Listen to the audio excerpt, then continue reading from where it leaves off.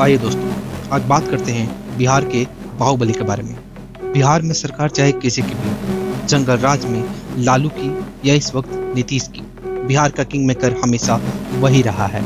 आज हम बात करेंगे बिहार के छोटे सरकार के बारे में। आज हम बात करेंगे उस बच्चे के बारे में जो महज 8 साल की उम्र में अपने घर को छोड़ सन्यासी बनने निकल पड़ा। जी हाँ दोस्तों, आज हम बात कर रहे हैं आनंद सिंह के बारे में। आप पत्रकार हैं, अभी आपको हमारे सरकार क्या करे? आज यहाँ से फायरिंग और गाली गलौज करना शुरू कर। कौन विधायक जी? विधायक अनंत सिंह। हाँ, अभी सोना तोल देंगे। सोना से? हाँ, उतना है सोना आपके पास? हाँ है। ये कहानी शुरू होती है 1967 पटना के पास एक छोटे से गांव नंदवन में। 4 भाइयों में सबसे छोटे अनंत सिंह। बचपन से ही उन्हें पढ़ाई लिखाई में मन नहीं लगता था। हमेशा वो खेलकूद और भगवान में ही लीन रहते थे। महज 8 साल की उम्र में उन्होंने अपने घर को छोड़ दिया और निकल पड़े सन्यासी बनने हरिद्वार के एक आश्रम में। और उसी आश्रम में वो साधुओं के बीच रहने लगे, पूजा पाठ करने लगे। एक रोज जब वो पूजा कर कर वापस आश्रम में आ रहे थे, तब उन्होंने देखा 2 साधुओं को आपस में लड़ते हुए। ये देख करके उनका दिल ही टूट गया। उन्हें लगा कि ऐसी जगह पे भी इतनी अशांति है तो क्या फायदा आश्रम और बाहर की दुनिया में। और ये सोचकर वो वापस घर लौट आए। पर उन्हें क्या पता था कि उनके तकदीर में कुछ और ही है। घर आने के कुछ ही महीनों बाद एक दोपहर जब वो बैठकर खाना खा रहे थे, तब उन्हें पता चलता है कि किसी ने उनके बड़े भाई को गांव के चौराहे पर गोली मारकर हत्या कर दी है। इस खबर ने उनकी पूरी जिंदगी ही बदल के रख दी। वो खुद को संभाल ना सके। कुछ महीने बीत जाने के बाद जब पुलिस ने कुछ नहीं किया, तब उन्होंने सोचा कि मैं अपने भाई को खुद ही इंसाफ दिलाऊंगा। ये देखकर उनके दोस्तों ने उन्हें बहुत समझाया कि ना तेरे पास बंदूक है और तू जिसे मारने जा रहा है वो भी तुझसे उम्र में कहीं बड़ा है। पर वो किसी का ना सुने।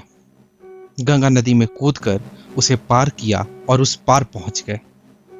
उस पार पहुंचने के बाद उन्होंने उस हत्यारे को देखा जिसने उनके बड़े भाई का कत्ल किया था। उन्होंने एक बड़ा सा पत्थर उठाया और उसके सर पे दे मारा।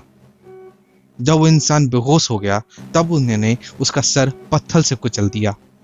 और इसी तरह उस दिन 2 मौतें हुई।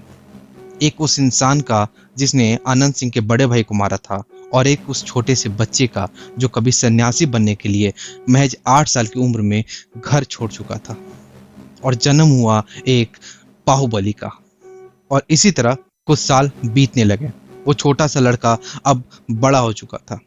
उसने बिहार के बाहुबलियों में अपना नाम दाखिल करा लिया था। धीरे धीरे उनकी पॉपुलैरिटी बढ़ती गई और इसी के साथ वो पहली बार 2005 में मोकामा से सत्ता में आए। इसके बाद से मोकामा की गद्दी पर अब तक उन्हीं का राज है। ऐसे ही कुछ साल बीतने के बाद उन्हें एक लड़की से प्यार हो गया। वो लड़की कोई और नहीं, नीलम देवी थी। कुछ लोग कहते हैं कि पहली बार वो एग्जाम हॉल में मिले, उसके बाद उन्होंने कोलकाता के काली मंदिर में विवाह कर लिया। नीलम देवी भी कोई घरेलू औरत नहीं थी। 2019 में उन्हें आरजेडी की तरफ से मुजफ्फरपुर का टिकट मिला। 3,60,000 वोट पाने के बाद भी मुजफ्फरपुर की गद्दी उन्हें नहीं मिली। फिर साल आता है 2022, जब आनंद सिंह पे हथियार रखने के चलते उन पे केस चल रहा था और मोकामा की गद्दी फिर से खाली हो गई। तब नीलम देवी ने सारा भार अपने कंधों पे उठाया और मोकामा की गद्दी को फिर से हासिल किया। कुछ लोगों के लिए आनंद सिंह कालीन भैया हैं, कुछ लोगों के लिए वो भगवान से कम नहीं है। उन्होंने बहुत सारे लोगों की मदद भी की और कहते हैं कि बहुत सारे लोगों की जान भी ली। उनके दरवाजे पे कोई भी भूखा चला जाए तो वो हमेशा खाना खिलाकर ही भेजते हैं, ऐसा वहाँ के आम नागरिकों का कहना है। वो इंसान कितना सही है और कितना गलत, ये मैं नहीं कहूँगा। आपको क्या लगता है, वो इंसान सही है या गलत? और अगर उनसे रिलेटेड कुछ और जानकारी आप हमारे साथ शेयर करना चाहते हैं तो कमेंट में लिखिए, हम आपको सुन रहे हैं। तब तक मैं आपसे बस यही कहूँगा कि अगर आपके क्षेत्र में अभी तक वोटिंग नहीं हुआ है तो आप जाइए और वोट दीजिए। वोट देना बहुत ही ज़्यादा ज़रूरी है आपके और आपके आने वाले भविष्य के लिए। तब तक के लिए अगर आप ये वीडियो दिन में देख रहे हैं तो गुड मॉर्निंग, रात में देख रहे हैं तो गुड नाइट। और अपना ख्याल रखिए, अपने परिवार का ख्याल रखिए। मिलते हैं अगले वीडियो में। Thank you.